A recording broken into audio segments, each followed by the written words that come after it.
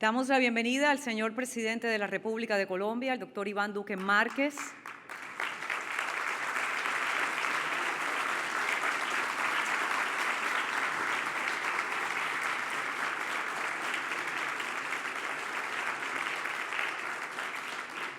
Al doctor José Manuel Restrepo, ministro de Hacienda y Crédito Público.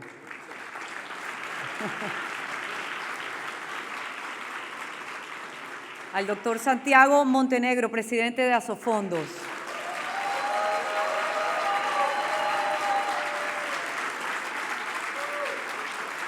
Al doctor Juan David Correa, presidente del Consejo Directivo de Asofondos.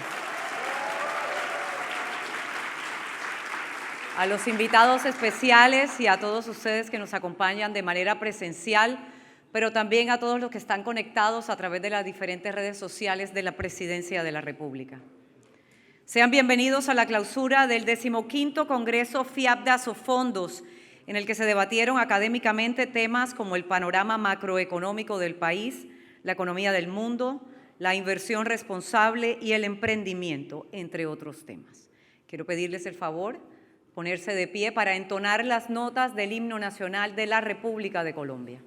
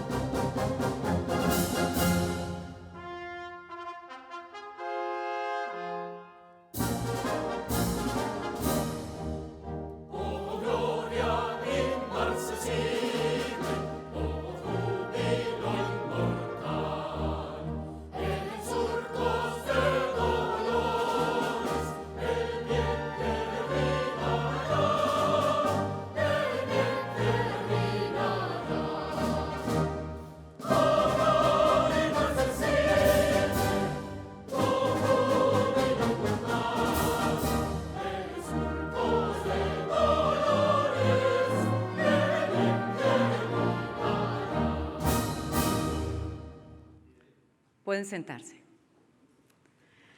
A continuación, invitamos al doctor Santiago Montenegro, presidente de la Asociación Colombiana de Administradoras de Fondos de Pensiones y Cesantías, Asofondos, a dirigirse a todos ustedes.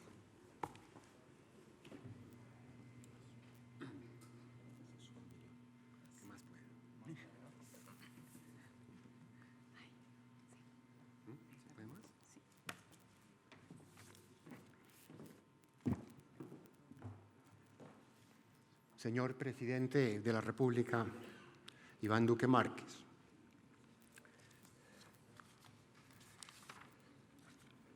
Señor ministro de Hacienda y Crédito Público, José Manuel Restrepo.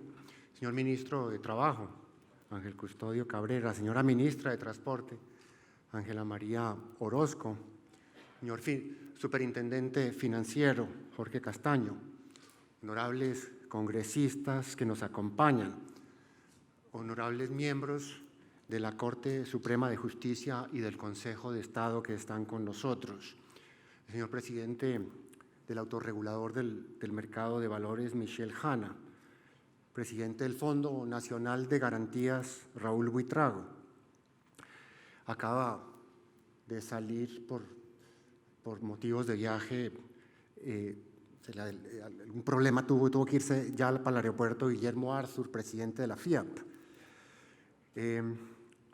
presidente de la Junta Directiva de Asofondos, Juan David Correa, los presidentes de las administradoras de los fondos de pensiones, Marcela Giraldo, Miguel Largacha, Santiago García, el señor presidente de la CONSAR de México, Iván Pliego,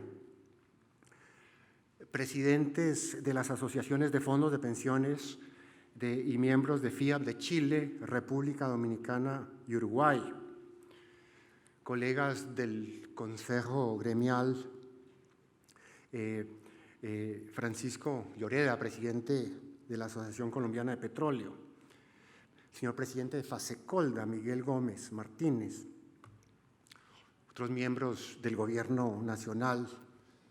Saludo a los patrocinadores, a todos los conferencistas y panelistas, a los señores y señoras periodistas y a todos ustedes aquí presentes. Quiero, en primer lugar, señor presidente, agradecerle muy sinceramente su presencia en este 15º Congreso Asofondos FIAP. Usted ya nos ha acompañado, primero como senador, como candidato presidencial y también como presidente de la República. Presidente, usted nos honra con su presencia. Quiero también darle un agradecimiento, como ya lo dije, reiterarlo a todos los conferencistas y panelistas, ¿no?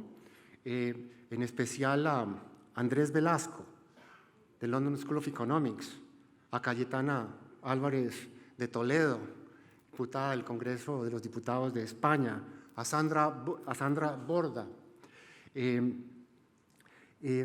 a los otros 14 panelistas extranjeros y a los 14 colombianos panelistas que nos acompañaron en estos 2 días de deliberaciones. Un saludo muy especial a los 80 participantes que vinieron del extranjero, provenientes de 7 países. Y un agradecimiento, por supuesto, muy especial a Alexandra León y a Natalia Moreno de la empresa Duo por la organización de este congreso con tantos retos tecnológicos y operativos. Señor presidente, señoras y señores, pocas veces en el curso de nuestras vidas hemos visto un escenario tan convulsionado en el mundo y en nuestra región. En Europa, como nos lo han recordado en el día de hoy, ha retornado la guerra. En muchas partes tiende a prevalecer la posverdad, el populismo, la polarización, la llamada política de la cancelación y la política de la identidad. En varios países, las personas dicen no creer en la democracia, en las instituciones, en los dirigentes políticos.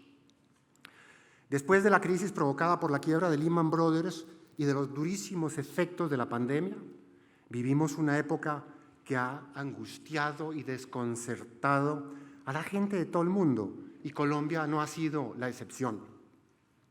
Además de la pandemia, de la expansión del narcotráfico, que se triplicó entre 2015 y 2018, nuestro país también ha sentido los efectos de la inmigración de casi 2 millones de venezolanos, a quienes, bajo su liderazgo y como ejemplo para el mundo, señor presidente, hemos acogido como hermanos.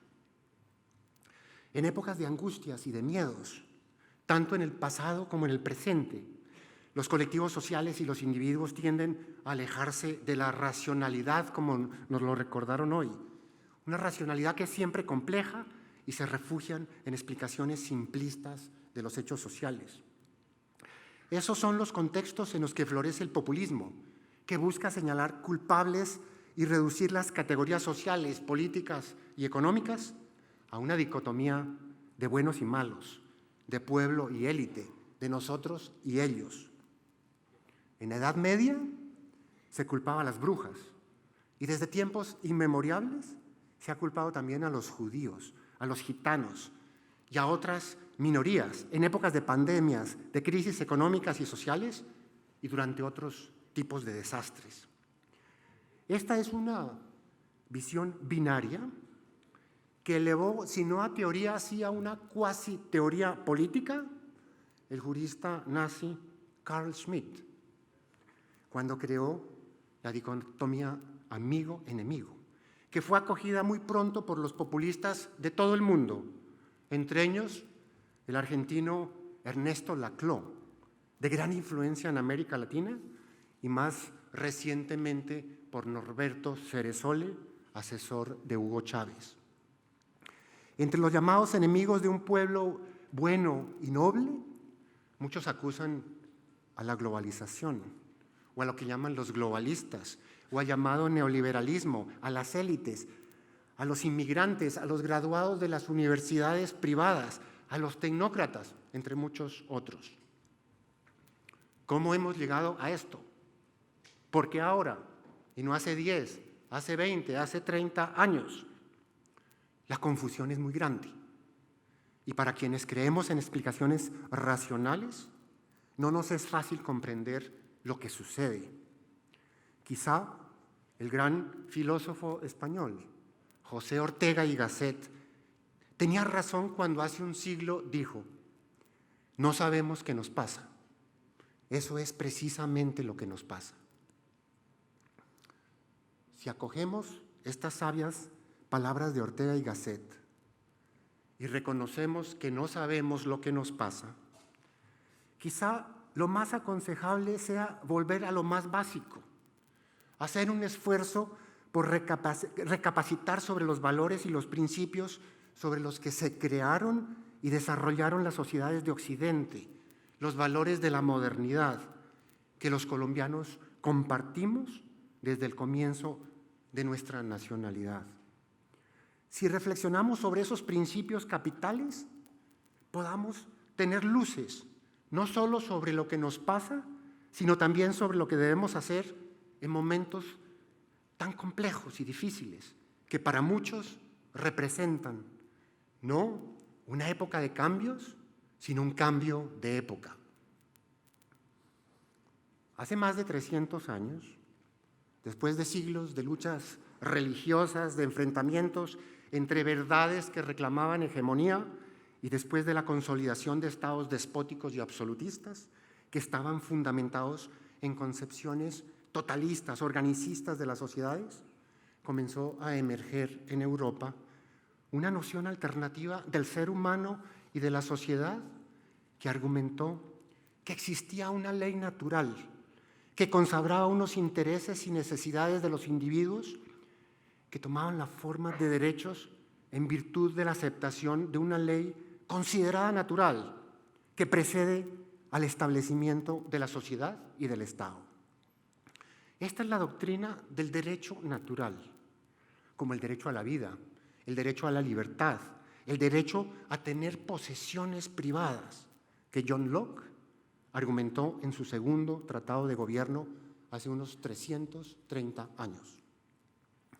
De esa concepción brotó la noción del contrato social, según la cual el ejercicio del poder es legítimo solo si se basa en el consentimiento de personas libres y autónomas que deciden libremente someterse a un poder superior. Y sobre esa concepción se justificaron la Declaración de Independencia de los Estados Unidos, la Declaración de los Derechos del Hombre y del Ciudadano de la Revolución Francesa, la Constitución de Cádiz, nuestra Constitución de Cúcuta de 1821 y todos nuestros textos constitucionales posteriores. Según esta noción del poder, esos derechos humanos fundamentales no dependen, sino que anteceden al Estado y por lo tanto la función central de ese Estado es permitir la realización completa de esos derechos. Ese Estado es además legítimo, no solo porque es producto de un acuerdo entre personas libres, sino también porque es limitado, porque no puede hacer lo que le plazca. Según esa concepción del poder, se concibe al Estado, no como un fin, sino como un medio para que los individuos puedan editar libremente sus planes de vida contra una visión organicista que cree que el fin no son las personas, sino el Estado mismo y la oligarquía que tiende a controlarlo. Según esa concepción, que es la concepción liberal del poder, se concibe los derechos fundamentales de los individuos como anteriores al Estado contra una visión que no concibe límites jurídicos al poder. Según esa concepción liberal del poder, se proclama la libertad individual, la variedad de personalidades, de creencias, de opiniones, contra una visión organicista que solo acepta la armonía y la uniformidad. Según esta concepción liberal del poder, se concibe a los individuos como moralmente libres contra una visión del poder que se siente moralmente superior y trata a los individuos con un paternalismo degradante. Según esta concepción liberal del poder, existe confianza en la libre empresa y en la economía de mercado, contra otra concepción que nacionaliza los medios de producción y pone a comisarios y a burócratas a asignar los recursos productivos. Según esta concepción liberal del poder, se acoge y se promueve a la sociedad civil contra otra visión que la detesta y la percibe como una amenaza. Esta es la concepción del poder que fundamenta la democracia representativa liberal, que es la única posible en sociedades modernas, en la que el poder está limitado en el tiempo y en el espacio, que respeta y protege a las minorías con constituciones contramayoritarias que evitan precisamente la tiranía de quienes gobiernan a nombre de las mayorías.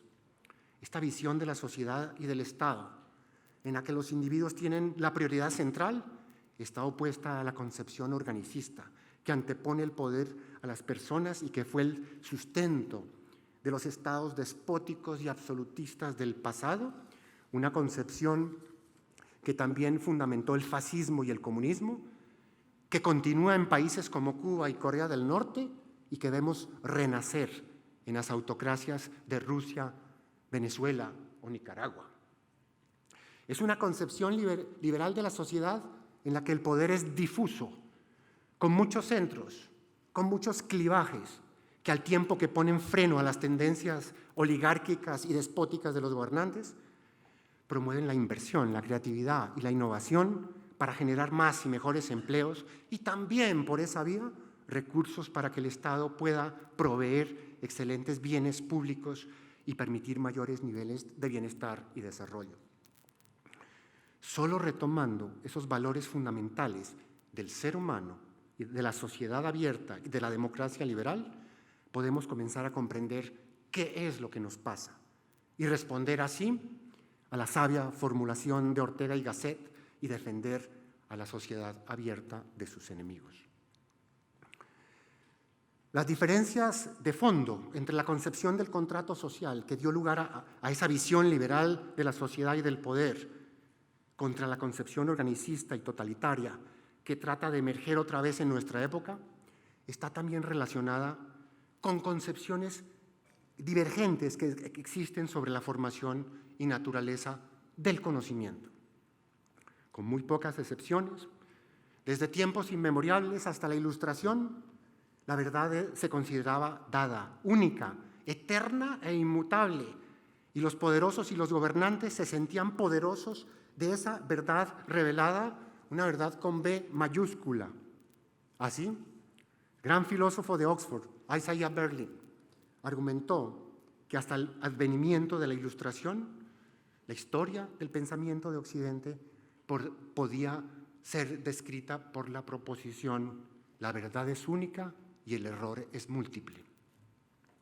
El surgimiento de la nueva concepción liberal del poder, con la idea del contrato social y con los derechos humanos como soportes fundamentales, estuvo acompañada por un creciente escepticismo respecto a la posibilidad de que se pudiesen establecer verdades objetivas únicas y autoevidentes en el campo de la filosofía política y moral, pero también en el campo de las llamadas ciencias duras, como la física y la química.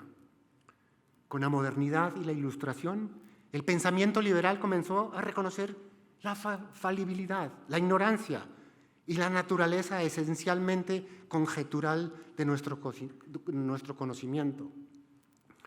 Karl Popper, quizás el más grande filósofo del conocimiento que ha existido, del London School of Economics, querido Andrés, argumentó así que la verdad nunca es definitiva y el error es siempre probable. Y aún en las ciencias duras, como ya lo dije, la física o la química, Popper dijo que más que vencedores, más que de vencedores, las ciencias están llenas de supervivientes a intentos permanentes de refutación. De esa forma, la deliberación, la crítica y la aceptación de la crítica entre personas libres y autónomas se convirtieron en soportes esenciales de las sociedades modernas. Contra esta concepción del conocimiento, las sociedades cerradas, como el fascismo, el nazismo, el marxismo y otras filosofías no liberales que vemos renacer en muchas partes del mundo, retornan a la verdad única y absoluta en temas políticos y sociales y se sienten depositarias de una verdad donde no cabe la deliberación, la crítica, la duda, ni la apertura a nuevos argumentos y a nuevas preguntas, y por eso no dan espacio al diálogo o a la búsqueda de acuerdos. Como Putin, para justificar la invasión de Ucrania, también entre nosotros hay quienes califican como neonazis o fascistas a quienes no comulgan con sus premisas y se niegan a un debate racional y respetuoso. Los autócratas, dueños de la verdad revelada, de la verdad con mayúscula, pretenden construir un orden social perfecto a partir de esa verdad revelada y para lograrlo están dispuestos a utilizar cualquier medio, incluyendo la violencia, el exilio o la cárcel para los opositores y, por supuesto, su permanencia indefinida en el poder, como los Castros, los Ortegas, los Chávez o los Maduros. En momentos y situaciones en las que no sabemos qué nos pasa, como argumentó Ortega y Gasset, y cuando estamos tomando decisiones críticas sobre nuestro futuro, tenemos la obligación de reflexionar y defender ese tipo de contrato social basado en principios que conciben a los seres humanos como libres y autónomos, con derechos que anteceden a la misma sociedad y al Estado, que deliberan con otros ciudadanos en la polis democrática y libremente escogen a sus gobernantes con reglas preestablecidas para ejercer un poder limitado tanto en el tiempo como en el espacio. Pero quizás más importante aún, debemos tener presente a Edmund Burke en sus reflexiones sobre la Revolución en Francia, cuando nos invitó a ser conscientes y agradecidos sobre lo que heredamos de nuestros padres, abuelos y de las generaciones que nos precedieron, y a ser también conscientes de las obligaciones que tenemos para con nuestros hijos, nuestros nietos y todos los que vendrán después. Por eso, Burke argumentó que la sociedad es efectivamente un contrato social, pero no es solo un contrato entre los seres vivos, es también un contrato entre los vivos y los que ya están muertos, y es también un contrato entre los vivos y los que todavía no han nacido. Señor presidente, señoras y señores, esta noción del contrato social es particularmente relevante en el foro de pensiones y de seguridad de la vejez en que nos encontramos en este 15º Congreso Asofondos Fiat. Cuando hemos deliberado sobre el sistema de protección a la vejez de nuestros países, que es precisamente un puente entre el presente y el pasado, y es también un puente entre el presente y el futuro. Y es un sistema que, además de ser técnicamente muy complejo, precisamente por eso debe estar inmune a las tentaciones populistas, dicotómicas, que ponderan el simplismo, el gasto del presente sobre el futuro y, sobre todo, piensa solo en las próximas elecciones y no en las próximas generaciones. Los fondos de pensiones de ahorro y capitalización individual, los de Colombia y los de otros países, son ellos mismos herederos de un pasado distante en el tiempo y en el espacio. Son herederos de un grupo de pastores protestantes escoceses que, óigase bien, hacia 1740, siglo y medio antes de que Bismarck creara en Alemania el sistema de pensiones de reparto, concibió que para financiar la vejez había que ahorrar en cuentas individuales, que esos ahorros debían ser invertidos para obtener una rentabilidad y que el monto de dichos ahorros debía estimarse con base en tablas actuariales y en curvas de probabilidad de supervivencia. En Colombia no creamos los fondos en el siglo XVIII, sino hace solo 28 años. Y los resultados los podemos mostrar y están a la vista. Los fondos de pensiones del régimen de ahorro individual, RAIS, cuentan con 358 billones de activos. Esos activos son propiedad de los más de 18 millones de afiliados, como lo establece el artículo 13 de la Ley 100 de 1993. Y ya lo dije, son recursos privados, no son recursos públicos. Esos ahorros son producto de las cotizaciones de los afiliados y de una rentabilidad de las inversiones que ha sido de un 8% en términos reales, una cifra excelente en Colombia y en cualquier parte del mundo. Esas rentabilidades representan un 70% del total ahorrado, es decir, unos 243 billones de pesos. Los fondos de pensiones tienen ya 250,000 pensionados que crecen a una tasa del 18% anual, en tanto los del régimen de prima media lo hacen a un 4%. Si se mantuviese la regulación vigente hacia mediados de siglo, de los 4 millones de jubilados que habrá entonces, 3 serán del sistema de capitalización y 1 del régimen de prima media. Los fondos de pensiones le suman cerca de 0.6% al crecimiento del país cada año en forma indefinida, de acuerdo a un estudio de Fedesarrollo. El sistema de capitalización individual promovió la profundización del mercado financiero, el desarrollo del crédito y, por supuesto, una mayor inversión. Las inversiones que han realizado los fondos en infraestructura y activos inmobiliarios han sido claves para generar empleo, para dinamizar otros sectores de la economía, aumentar la productividad y el PIB, ya lo dije, en el mediano y en el largo plazo. Hoy hay más de 9.5 billones de pesos invertidos en diferentes activos inmobiliarios, de los cuales cerca de 4 billones corresponden a inversiones locales en sectores como hotelería, vivienda, centros comerciales, arriendos de oficina, comercio y almacenamiento.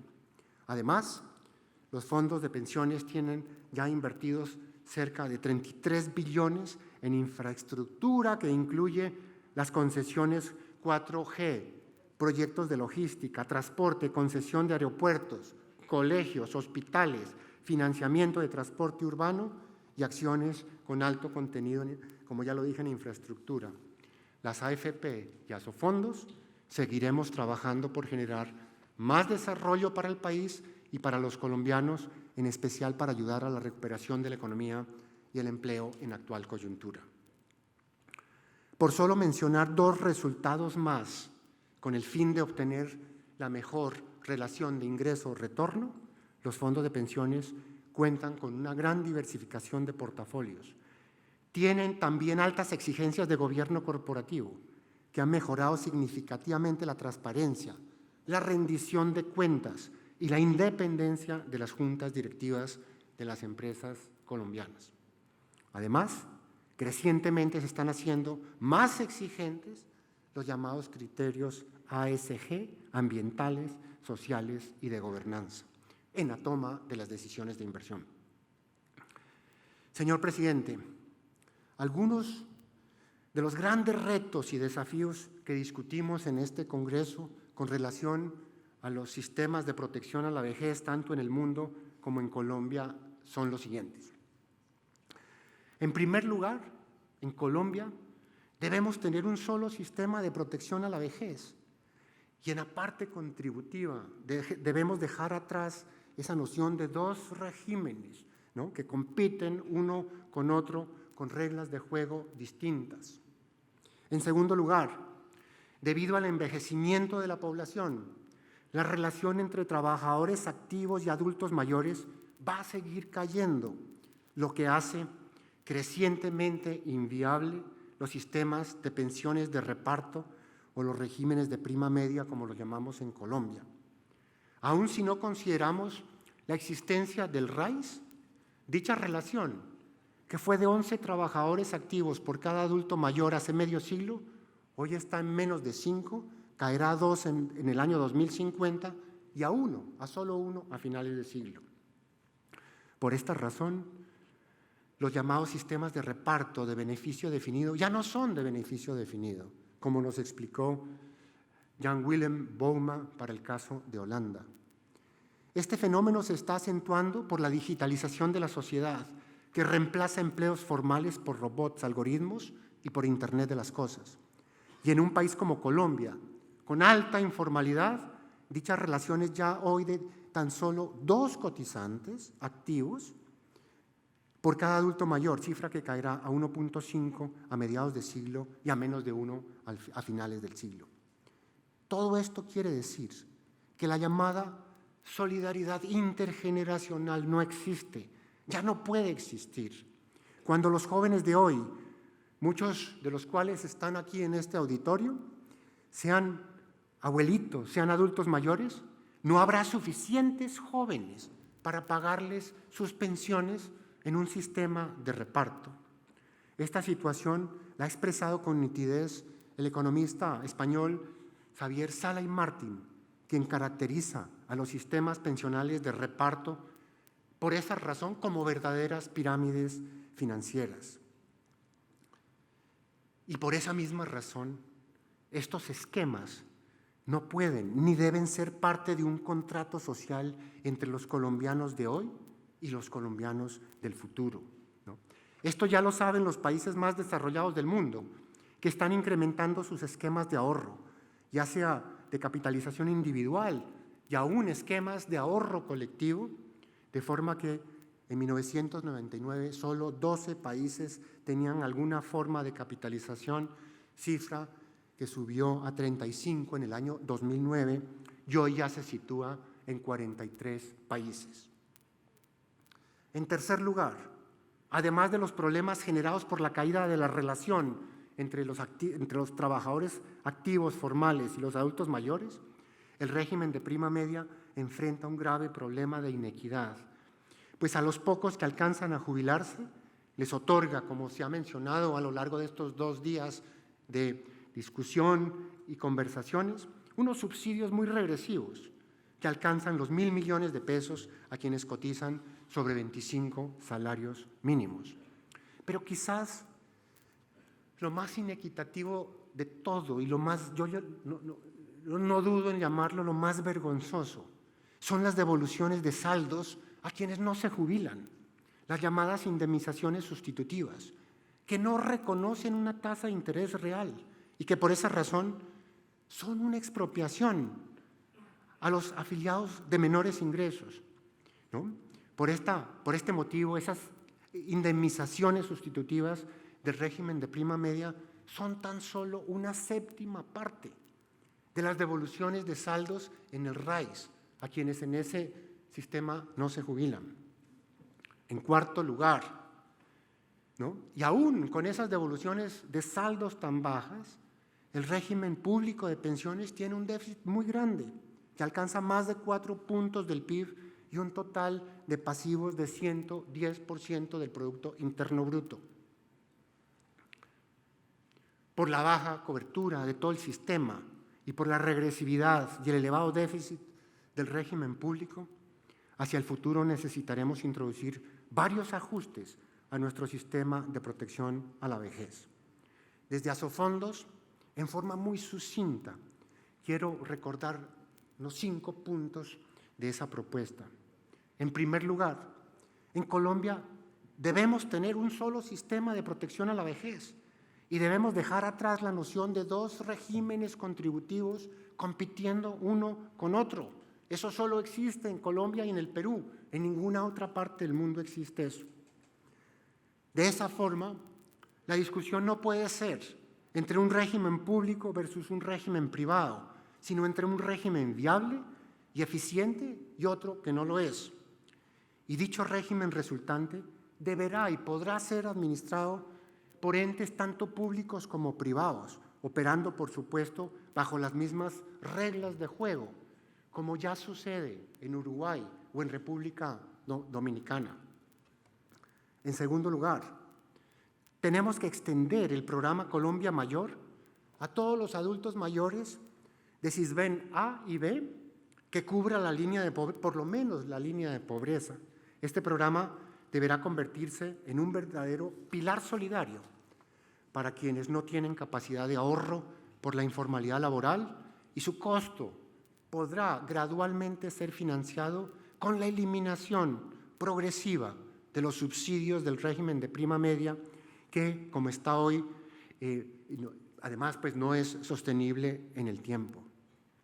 En tercer lugar, tenemos que fortalecer el pilar semicontributivo, los llamados beneficios económicos periódicos, BEPS, que pueden convertirse en verdaderas rentas vitalicias con base en las devoluciones de saldos para quienes no alcanzan a jubilarse en el RAIS, devoluciones que, como mencioné anteriormente, son 7 veces mayores a las devoluciones del régimen de prima media.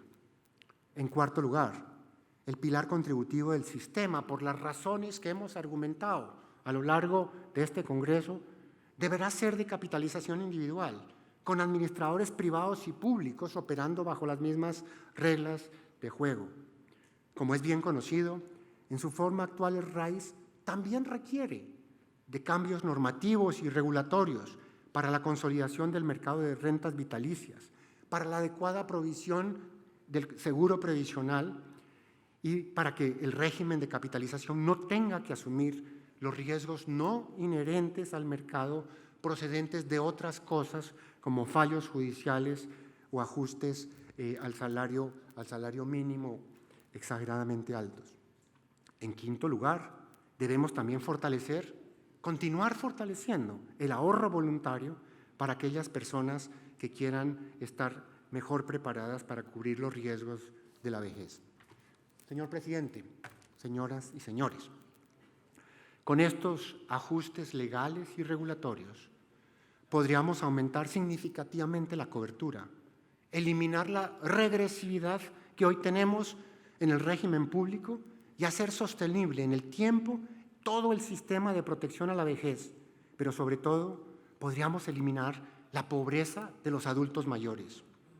Este tipo de decisiones implica valorar el futuro de las actuales, pero también de las próximas generaciones, en forma consistente con la visión de Edmund Burke sobre el contrato social, que no solo es un contrato entre los seres vivos, sino también entre los vivos y los que aún no han nacido.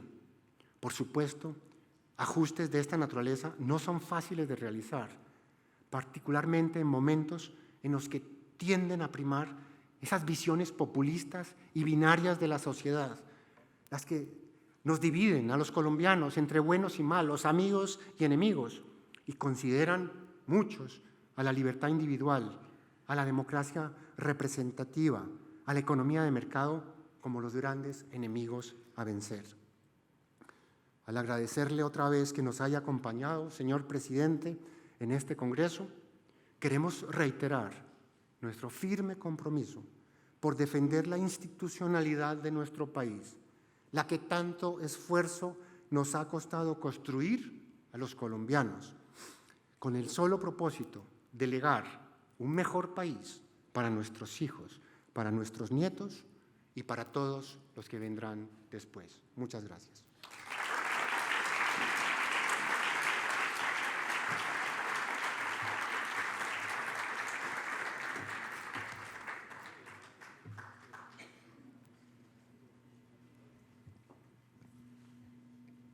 Muchas gracias al doctor Montenegro por las palabras de cierre del 15º Congreso de Asofondos.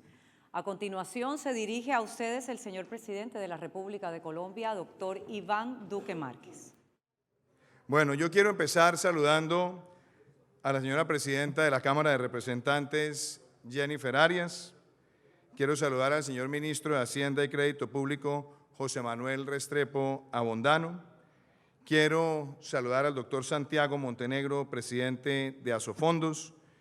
Quiero saludar al doctor Juan David Correa, presidente del Consejo Directivo de Asofondos. Quiero saludar a la senadora María del Rosario Guerra, al representante a la Cámara, Oscar Darío Pérez, y a los demás miembros del Congreso que se encuentran aquí. Quiero saludar también a los invitados especiales, apreciada Cayetana, un gusto verte nuevamente. Mi saludo muy especial, rico tenerte nuevamente en Colombia y felicitaciones además por esa contribución permanente al debate de las ideas políticas. Quiero saludar a la doctora Adriana Guillén, al doctor Germán Arce, al doctor Hernando José Gómez, al doctor Dante Mossi, presidente del BESI. Saludar también al exministro Andrés Velasco, profesor distinguido. Apreciados amigos, para mí es un honor estar una vez más en Asofondos. He tenido la ocasión de estar acá en múltiples roles, estar como senador de la República, como candidato presidencial y como presidente. Santiago Montenegro nos ha invitado hoy a un gran debate, a un debate sobre la democracia y a entender por qué la democracia y el mercado y la economía libre son de la esencia misma. Son prácticamente dos piedras angulares del soporte de la libertad de elegir. La democracia es un bien público, es además un valor en sí mismo y nace y se fortalece sobre la premisa de la libertad de elegir. Esa es la gran diferencia de la democracia con otros regímenes. Los ciudadanos eligen, los ciudadanos participan y existe un marco general, constitucional, legal y de políticas públicas que orienta el devenir de una sociedad. Es muy importante que cuando hablamos de democracia podamos también entender la naturaleza de la propia que hemos construido. El 6 de octubre de 1821, cuando nació la Constitución de la Gran Colombia, su artículo 3º, doctor Montenegro, mencionaba la libertad, la seguridad, la igualdad y la propiedad, porque entraña en la democracia misma que la libertad de elegir también parte de la base de la libertad de emprender, de la libertad de poseer y de entender que esa atribución de la personalidad humana entraña para bien la participación del ciudadano en las actividades económicas. Por esa razón, tenemos que ser conscientes que las democracias también tienen amenazas. Amenazas de los que quieren enceguecer la capacidad ciudadana de discernir y ejercer ese atributo de la libertad de elegir. Y también le quieren limitar su capacidad de expresión. ¿Para qué? Para poder, por esa vía, generar distorsiones arbitrarias que afiancen lo que se ha denominado de manera clara y elocuente por Moisés Naim en su último libro, como el autocratismo o los autócratas 3P. Los autócratas que se basan en la posverdad, en el populismo y en la polarización. Esos esquemas son los que han llegado a muchos países del mundo, que han llegado también a países de América Latina y han destruido la economía, las libertades individuales, las instituciones, y que han golpeado también históricamente a Europa, como puede ser recordando esos momentos que usted mencionó, doctor Santiago, de esas épocas donde la xenofobia condujo a la más horrenda de las confrontaciones mundiales. Si no entendemos que esos fenómenos se pueden repetir y que se pueden además hacer más peligrosos en las democracias contemporáneas, donde aparece también el fenómeno de la manipulación algorítmica de las redes, estaremos entonces propiciando el debilitamiento de la democracia misma. Por eso el populismo es uno de los factores que más amenaza las libertades y se basa en vender pan para hoy cuando lo que está incubando es hambre para mañana. Se basa en vender políticas públicas que pueden ganar aplausos momentáneos, pero que representan un detrimento a la sociedad. Hemos visto en muchos países de América Latina cómo, por ejemplo, empezaron a hacerse llamados para dar retiros pensionales, casi que de manera ilimitada. Y digo ilimitada porque se abrió una compuerta sobre la base de generar una falsa ilusión de tener dinero en el bolsillo, cuando lo que se estaba resquebrajando era el ahorro futuro. Vimos, por ejemplo, también políticas de la estatización de distintos sectores de la economía. Vimos corralitos en lugares de América Latina donde se vendía la ilusión de la protección del ahorro, cuando lo que se estaba haciendo era un atraco al ahorro de los ciudadanos, tomando los recursos de los fondos de pensiones y poniéndolos al servicio de la politiquería. Y vimos también en otros países de América Latina cómo ese populismo lo que estaba buscando era, dentro de la democracia, ir carcomiendo las instituciones para volverse dictocracia y después dictadura. Por eso es bien importante también ser capaces de discernir que lo que busca ese autocratismo 3P también es nutrirse de la polarización constante, de satanizar a las instituciones, de demonizar a la fuerza pública, de demonizar a sectores específicos de la economía, sean las concesiones viales, sean los fondos de pensión, sean sectores agrícolas o sectores mineros o sectores de hidrocarburos o sectores financieros, porque tratan también de sembrar en la ciudadanía la idea de que lo que construyen es una actividad perniciosa para la sociedad y por lo tanto hay que destruirla, porque a los autócratas 3P sí que les gusta destruir, pero lo que nunca señalan es que en el mundo hay convivencias armoniosas que facilitan las transiciones entre sectores. Por ejemplo, en Canadá, ¿puede un país ser al mismo tiempo una potencia en energías convencionales y en energías renovables? Ser una potencia minera y al mismo tiempo una potencia en la conservación del medio ambiente. Ser una potencia en el desarrollo empresarial y al mismo tiempo una potencia en la fraternidad en los mercados laborales. El autocratismo 3P busca fracturar e intimidar y busca sembrar además una amenaza constante en los sectores productivos, como si a ellos les importara algo distinto a que es en las cenizas donde construyen su porvenir político. Y yo quiero ilustrar esto, queridos amigos, porque ese autocratismo 3P parte de la base de que quien es elegido tiene la posibilidad de decidir qué sectores existen o no existen en una economía. Y yo quiero dejar claro que en una democracia a nadie lo eligen para hacer lo que se le dé la gana ni amenazar las libertades económicas. Tienes que protegerlas, garantizarlas y darles certidumbre en el tiempo. Y por eso también es importante tener en cuenta que ese autocratismo 3P se nutre ante todo de la posverdad. Mentiras repetidas exponencialmente a través de manipulaciones algorítmicas.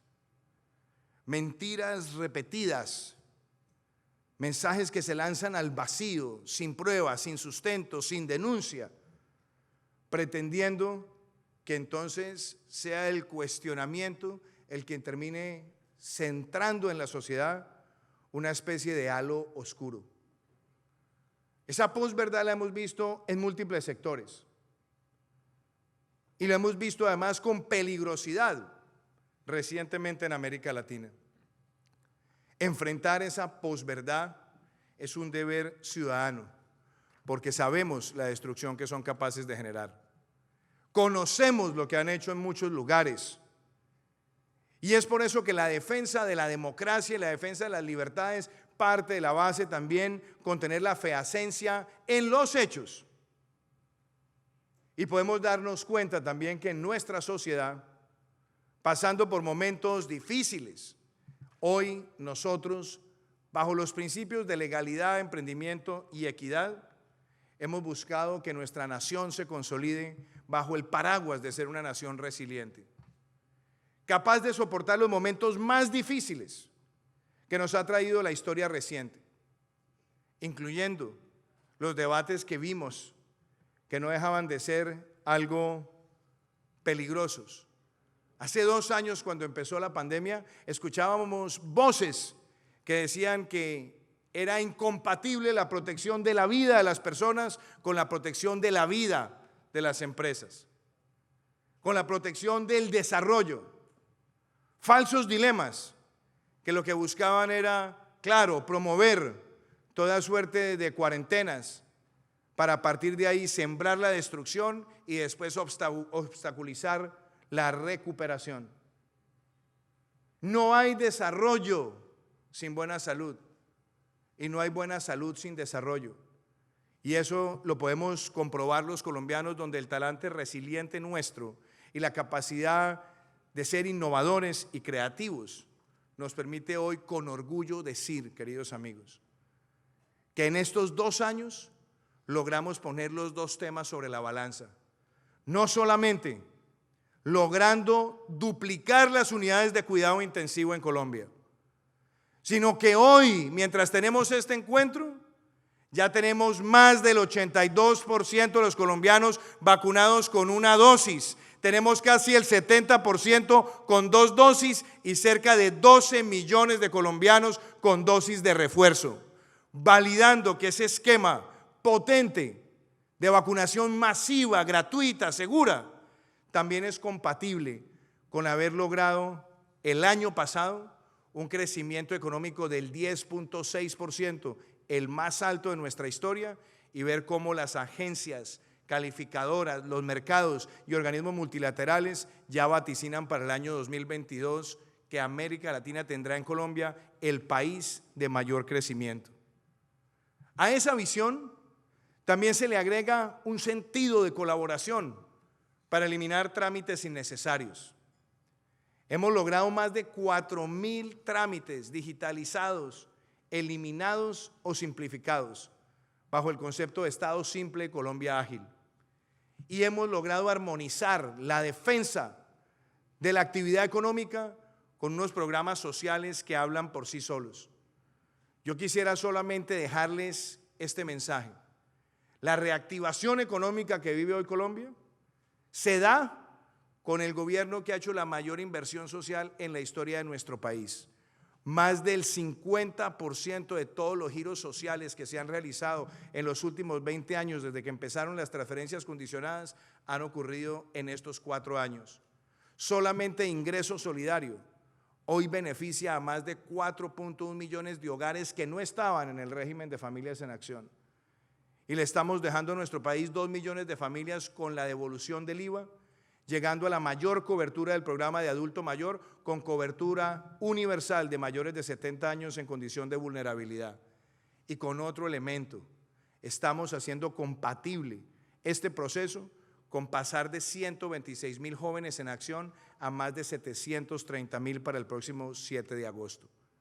Si a eso le agregamos que estamos dejando la educación superior gratuita para los estratos 1, 2 y 3, y la mayor titulación predial rural que se ha hecho en Colombia con 52.000 títulos en 4 años, una cifra casi similar a la titulación de predios rurales que se hiciera en los 16 años anteriores, estamos viendo la armonía de compatibilizar el desarrollo de la inversión privada, por supuesto, con una inversión social elocuente. Las cifras no mienten. El año pasado, Colombia fue la tercera economía que más creció en un referente de más de 60 países, pero fue la economía que más creció en la OCDE. Creció por encima del promedio de la OCDE, como lo hiciera en 2019 y como se proyecta también para el año 2022. Recuperamos nuestro ímpetu de exportaciones y logramos más de 41.000 millones de dólares, superando las exportaciones del año 2019. Y lo hemos hecho sobre la base de fortalecer también las capacidades fiscales de nuestra nación, sabiendo los esfuerzos que nos trajo la pandemia. Pero logramos que el marco fiscal de mediano plazo, ministro Restrepo, se cumpliera en el año 2021 conforme a las expectativas, pero aún así se mejorara, reduciendo la proyección del déficit, como también ocurrirá en el año 2022. Pero, doctor Santiago, quizás lo más elocuente cuando ustedes hablan de los indicadores de la seguridad social sobre los cuales los fondos de pensión tanto analizan, anote esta cifra que le hemos compartido con el ministro Ángel Custodio Cabrera. Tenemos hoy el mayor número de trabajadores formales que se encuentran registrados en el sistema Pila en la historia de Colombia. Y tenemos hoy el mayor número de contribuyentes al sistema pensional que ha registrado nuestro país, lo que demuestra que con la recuperación de empleos también se está dando un elemento muy poderoso de inclusión en los sistemas pensionales, reconociendo que faltan muchas tareas hacia adelante, pero hacerlo después de 2 años de pandemia y siendo el primer país de América Latina en lograrlo, también valida que esta es una recuperación con talante de inclusión. Y que viene también de la mano con una nueva concepción empresarial, la concepción de tener hoy más de 1.400 empresas BIC de beneficio de interés colombiano, de interés colectivo registradas en Colombia, que nos posicionan como el país del mundo con más empresas de condición de beneficio generalizado o empresas B, y que se armoniza con una visión ambiental de Colombia. Haber pasado en estos 4 años de 28 incipientes megavatios de capacidad instalada de renovables no convencionales a cerrar este año con 2.800 megavatios de capacidad instalada, un salto de 100 veces lo que tenía Colombia hace 4 años.